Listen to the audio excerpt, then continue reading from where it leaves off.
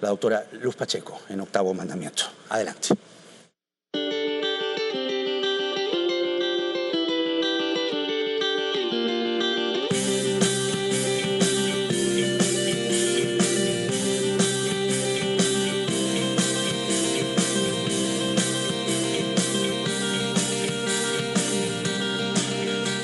¿Cómo está, doctora Pacheco? Gracias por venir. Gracias también por la invitación. El juicio por el caso Cócteles va por la vía penal. ¿En qué medida se ampara también en la vía constitucional al haber resuelto precisamente el caso referido al doctor Arsenio Oré? Lo que pasa no tiene ninguna relación en principio, porque nosotros únicamente nos hemos pronunciado sobre el juicio de él. ¿En qué sentido? Desde el comienzo, cuando se le fue imputada una obstrucción a la justicia, él consideró que el fiscal que le estaba acusando no tenía la objetividad debida y por tanto apeló ante el fiscal superior para que no fuera esa persona la que determinara si realmente le estaba obstruyendo la justicia para, indudablemente, los datos relativos al juicio Cócteles. Pero la investigación del doctor Oré Guardia no es... Bueno, está relacionado indirectamente con ella, con lo de Cócteles, pero no tiene, nuestra sentencia no tiene efecto sobre el otro juicio.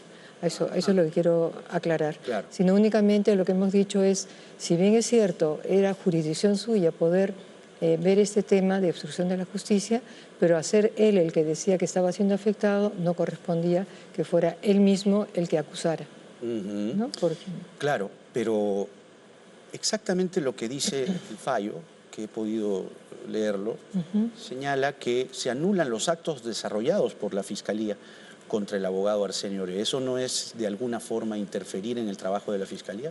No, porque, a ver, se interfiere si es que no hubiera vulneración de derechos fundamentales, pero aquí hemos intervenido porque justamente se había vulnerado el derecho al debido proceso al hacer toda la investigación. Un fiscal que decía o que afirmaba que esa persona les estaba perjudicando la investigación que venía haciendo. Lo procedente era que otro fiscal, ajeno al caso, hiciera esta investigación. O sea, un conflicto de intereses, dice usted. No, más bien podría ser más bien que no hay objetividad más que conflicto de intereses. ¿Que puede lo que ser se pide, suerte de abuso de autoridad o algo así? Esos términos no, yo creo que no conviene emplearlos, más bien es decir, esa persona no tenía la objetividad que se exige para que un fiscal investigue un caso, porque la noticia que él tenga del delito tiene que ser impersonal, tiene que ser de una manera externa, por decir así, y él va juntando todos los elementos que le permitan llegar a la convicción o no de que se ha cometido un delito. Pero si de entrada él dice, usted me está interfiriendo, me está obstaculizando, ya la objetividad por lo menos se pone en duda. Exactamente, ¿cuál es el derecho fundamental del doctor Oré que se ha visto más perjudicado? El debido proceso, porque, sí, porque el fiscal que está llevando a cabo esta investigación de obstrucción de la justicia es el que no tiene la objetividad. Por eso hemos anulado tanto la decisión del fiscal superior, que había convalidado la permanencia del fiscal provincial, que era el doctor Domingo Pérez, y se anula el juicio oral que se había seguido sobre esta materia de obstrucción de la justicia. No con respecto al otro caso. Claro. Solo es la parte gravitante, digámoslo así, es la referida a que el propio Pérez decía que se sentía agraviado. Tal cual. ¿Por qué le pregunto? Porque hay otros abogados del mismo caso Cócteles que buscan la misma vía, es decir, que buscan la vía de, como si el caso Oré hubiese sentado una suerte de jurisprudencia o precedente. No, de hecho, que aunque es verdad que el doctor Domingo Oré no en ningún momento se opuso al allanamiento, más bien facilitó el allanamiento que hubo en su estudio, duró varias horas. Él en la audiencia nos informó que al final de ese allanamiento, inclusive, antes de terminarlo, él le invitó al fiscal Pérez que fuera a otra oficina a ver sus libros de contabilidad. Acabada todas estas acciones, en el acta se dejó constancia que todo estaba en orden. Sin embargo, al día siguiente recibió la notificación de obstrucción a la justicia. Entonces, como digo, él no ha tenido reparos en que se vieran todos sus documentos, pero es un tema tan delicado para un abogado o para un profesional guardar el secreto profesional, que en esa sentencia hemos establecido una doctrina vinculante, jurisprudencial vinculante. ¿En qué consiste? Que de ahora en adelante, pues los jueces o el fiscal que quiere hacer un allanamiento tiene que pedir al juez una orden que esté motivada cualificadamente, de tal manera que especifica, sí, que se especifique qué es lo que se va a allanar, qué documentos se quieren incautar, porque lo que tiene que hacer es deber, incluso es delito si no lo hiciera el abogado, tiene que guardar lo relativo al secreto profesional. Ahora, no todo lo que se encuentra en un allanamiento necesariamente es preconcebido o anteriormente sabido. Es decir, hay cosas que, por ejemplo, en el allanamiento a la presidenta no se tenía muy preciso, muy claro que iba a estar allí un Rolex de $20.000 con su caja y su tarjeta de propiedad. ¿Me dejo entender? Lo que pasa es que va en la línea más bien de que sean documentos que tiene el abogado porque se los ha facilitado su cliente, pues eso está guardado por el secreto profesional. Ajá. O sea, es en esa línea, ¿no? Preservar el derecho y el deber del secreto profesional. Entonces me motiva una siguiente interrogante en el sentido de cuánto puede verse perjudicado un allanamiento en tanto o en cuanto el factor sorpresa también es determinante o tiene algo que ver con la nueva ley que ha aprobado el Congreso. No, porque lo que se dice es que antes de hacer el allanamiento tiene que tener la orden del juez y el juez tiene que decir claramente cuáles son el tipo de documentos que puede recabar o qué tipo de información es la que puede solicitar. Hay una sentencia anterior del tribunal que dice que este deber de guardar el secreto profesional también obliga a los ayudantes del abogado. O sea, el abogado puede facilitar la información que él haya conseguido por su cuenta, pero no aquella que ha conocido por declaraciones de su cliente. Ya, pero ahí hay una jurisprudencia que podría, digo yo, usted acláreme la duda, entorpecer algunos casos, porque, por ejemplo, ya se señala que el abogado Mateo Castañeda, la propia presidenta Boluarte y su hermano Nicanor podrían verse beneficiados por el fallo del tribunal. Ayer en una entrevista yo comenté un principio básico del derecho, ¿no? Que es donde hay la misma razón, hay el mismo derecho. En los casos que me menciona yo no conozco los hechos, entonces no le podría decir si es aplicable lo que se ha dicho en el caso del doctor Oreño, ni ninguno de los otros. Habrá que ver si se dan todas las circunstancias que se dieron para poder pronunciarse. Entonces el fiscal debe tener, el fiscal o el juez debe tener una motivación el juez, cualificada, es el claro, término que el fiscal pide la autorización, o sea, no puede ser que haga primero el allanamiento y después pida regularizar aquello, ¿no? Tiene que pedir previamente al juez este permiso o esta orden de allanamiento y el juez tiene que motivar debidamente. Ahora, usted me decía entonces, el juez motiva debidamente, ¿las son notificadas de lo que se va a allanar? No me refiero a la ley actual, ¿no? O sea, a ver, hay diferentes situaciones, ¿no? Lo que es la flagrancia, de lo que es investigar a un funcionario que, no sé, hace tiempo que se está investigando, es diferente, pues una operación policial que van a ir a encontrar unas personas, no se le va a notificar. Pero en los otros casos, la ley actual es lo que indica. No sé si habrá después una acción de inconstitucionalidad respecto a esa ley, no sé, pero más que notificar es que tiene que allanarse teniendo en cuenta que hay que preservar el secreto profesional que tenga ese abogado. Porque no se puede considerar que los abogados de una persona que ha cometido un delito es también un delincuente, porque toda persona tiene derecho a una defensa. O sea, ese abogado lo que no puede hacer es mentir, engañar, ¿no? Pero sí tiene el deber de custodiar y tiene que tener una estrategia para defender a su cliente. Pero hay abogados que han participado en el caso Cócteles, por ejemplo, y según la Fiscalía también conforman organizaciones criminales, o concretamente la organización criminal que según la Fiscalía preside la señora Keiko Fujimori. Claro, eso es lo que tendrá que demostrar el fiscal, ¿verdad? Una cosa es decir y otra cosa ya es probar que eso realmente ocurre. Es un supuesto distinto. O sea, los demás abogados también pueden verse beneficiados. Me refiero al caso Cócteles en primer término. Verse beneficiados con este fallo. O sea, un abogado, si han tenido un allanamiento que no se ha custodiado el secreto al profesional de ese abogado, sí estarán amparados por el derecho constitucional, ¿no? ¿Y se define bien qué cosa es el secreto profesional? Sí, dependerá, sí, son aquellos datos que conoce el abogado por información de su cliente. Y lo otro que me parece más importante aún, que sí es una doctrina jurisprudencial para todos también, es que el fiscal tiene que ser objetivo. Por tanto, no puede ser a la vez el acusador y, entre comillas, la víctima de aquello que considera un delito.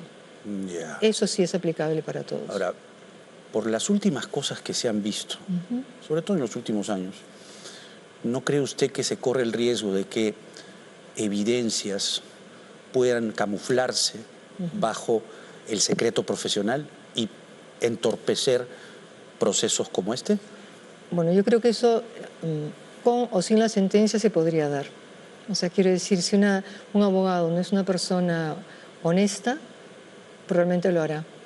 Eso no, Hay de todo en la Villa del Señor, ¿no? Exactamente, ¿no? Entonces, eso no creo que la sentencia tenga especial relevancia, no me parece.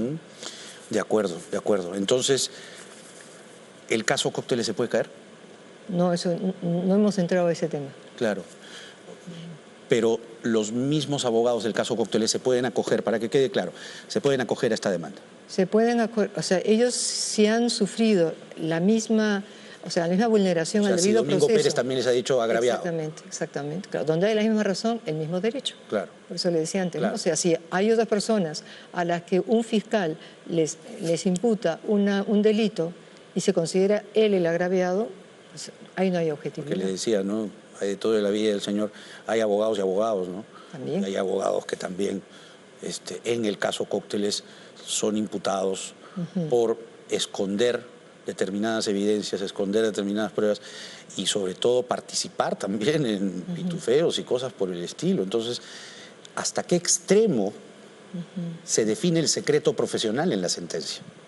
No, a eso no lo definimos porque yo creo que es más bien un dato que es en la práctica que se tiene que definir según quién sea el cliente, la persona, según el delito que se está investigando, la información que maneje el abogado, ¿no? La estrategia que tenga. Claro, claro.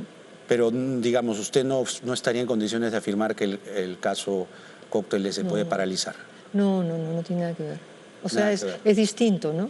Ya. Ahora, ya por decir así, la credibilidad que pueda tener ese tipo de acusaciones indudablemente sufre, ¿no? Claro. Con respecto a un abogado, a cualquier persona, diría yo, ¿no?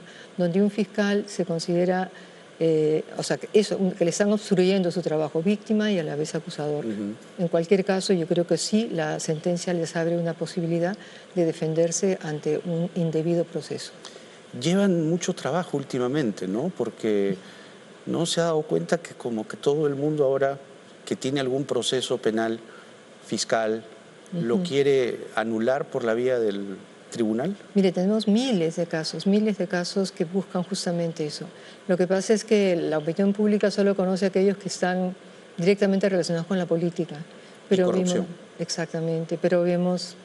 Mañana tenemos una audiencia con 70 casos, por ejemplo, pero nadie toma noticia de ellos, ¿no? Claro.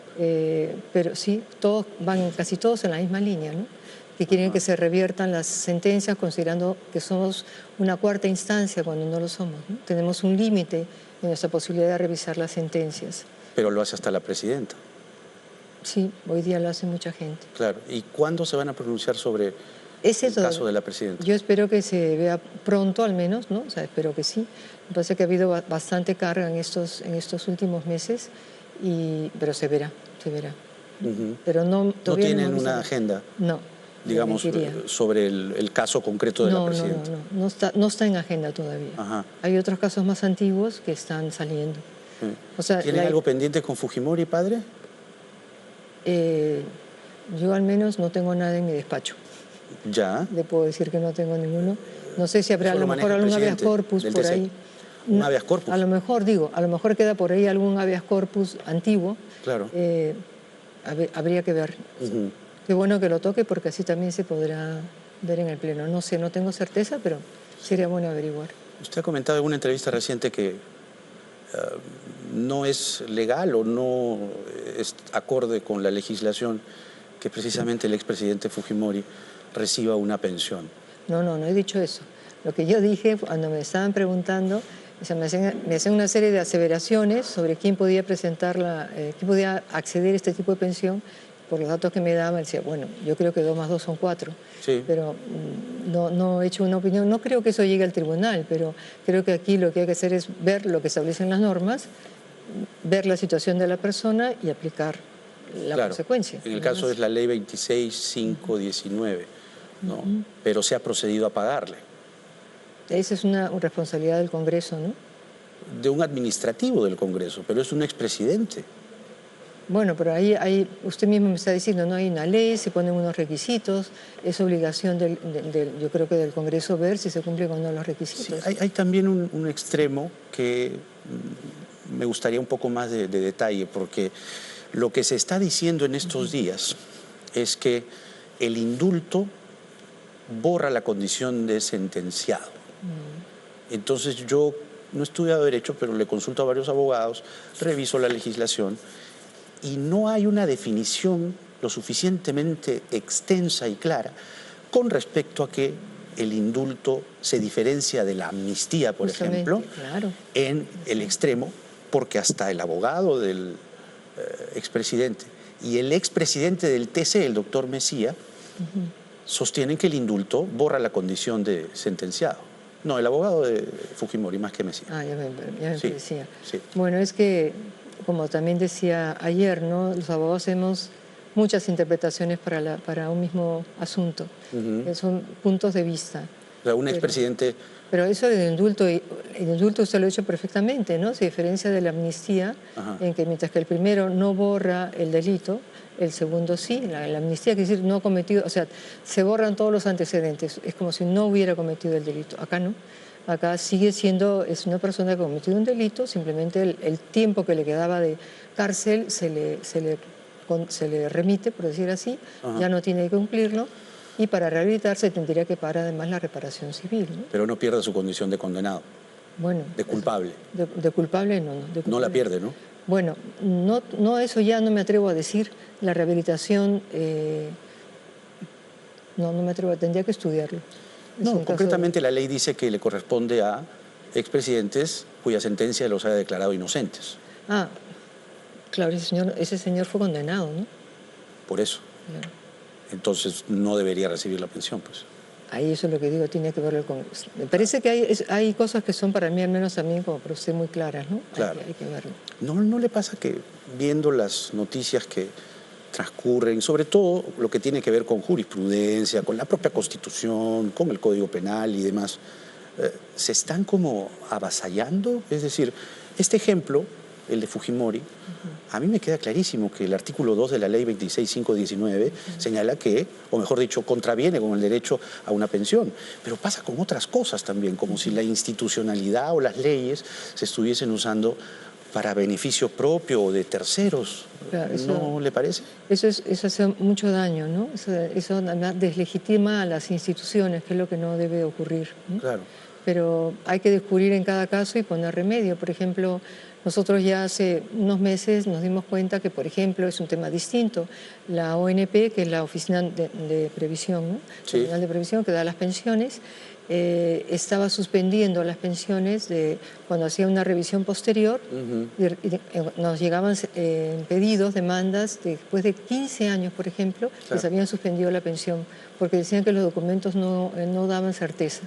Entonces, claro, eso era un abuso de parte de la ONP. Dejamos claro que no había ninguna ley que le permitiera hacer eso. Claro. Entonces, como bien dice usted, o sea, lo que hay que evitar es que se use las armas que nos da el derecho de una manera que vulnere más bien los auténticos derechos de las personas. Le decía porque el defensor del pueblo ha presentado una demanda de inconstitucionalidad respecto a la ley de extensión de dominio. Y anoche, en un comunicado muy duro y contundente, el Ministerio Público les exhorta a ustedes a que rechacen esa demanda. Tendremos que estudiarlo con calma, va a haber una audiencia.